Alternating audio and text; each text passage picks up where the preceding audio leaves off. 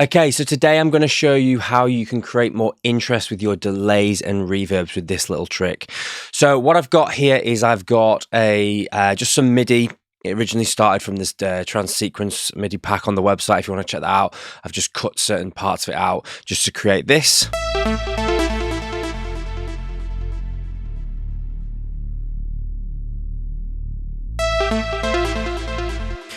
And there is a sub pad playing underneath it. The pluck sound comes from the Super Saw rack on the website. You can check that as well.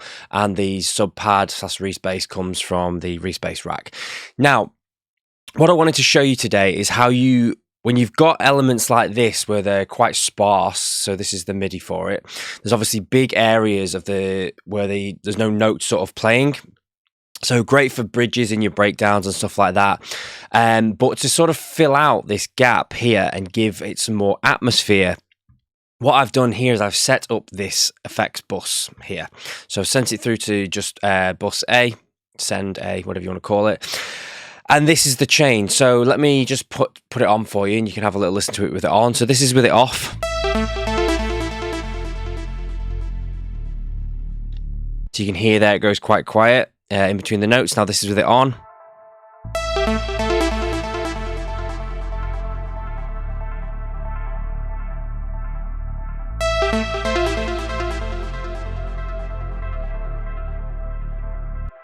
So what I've got going on here is I've got a sequence of effects.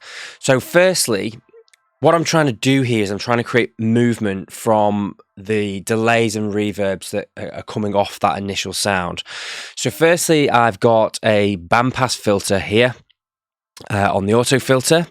That is then sent to an LFO. Now I know you can have multiple parameters sent to the same LFO, but so I can visually see what's happening with each one, I've added in a separate one each time. So what I've done here is I've got the auto filter, and on the frequency I've added a bit of resonance and I've mapped an LFO to it randomly. So you can see here it's sort of bandpass filtering the sound that's coming off the original sound. So I'm getting that bit of movement randomly there. So let me just show you it without this and everything else off so you can hear it. This is the channel on its own. That's just the sound being filtered. Then what I've got is this echo.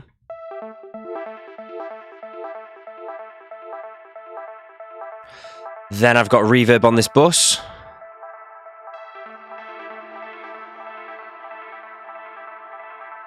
And then I've got two of the LFOs here that are basically automating different parameters to give it that movement randomly. So you'll see here the first LFO is randomly changing the filter frequency. Then the second LFO is changing the feedback on the echo. So you're getting more and less feedback randomly. Now you can change the rate of these, how much it's going to go up and down by, the feedback, all these different things that you can change. It's just about giving it some randomness to it. So this is the whole channel just on its own.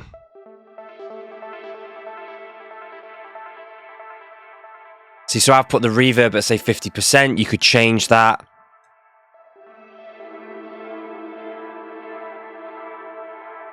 And you're just getting these nice sort of like atmospheric sounds in between the sparse notes. So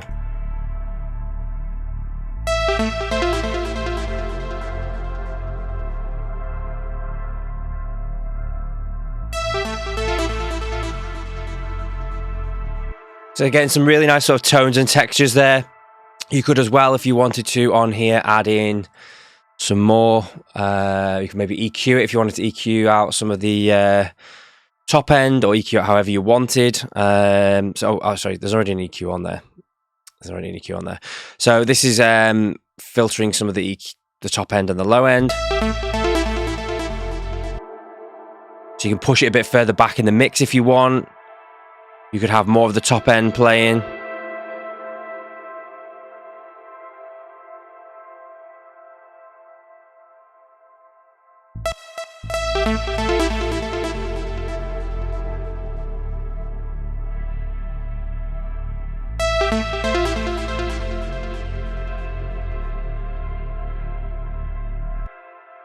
So great little way to add movement to your delays and reverbs, especially in sparse areas of your tracks. Now, it doesn't have to be sparse, but obviously there's quite a bit of feedback and reverb going on there. So it does work naturally in an area where there's not a great deal going on because it's already filling out that space.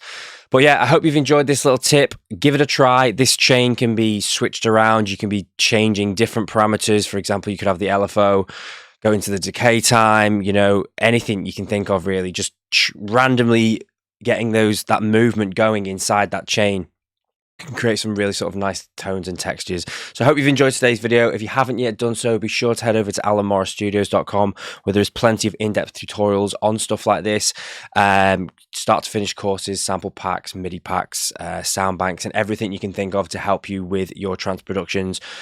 So yeah, be sure to check it out, hit that like and subscribe button, and yeah, thanks a lot for watching. I'll see you in the next one.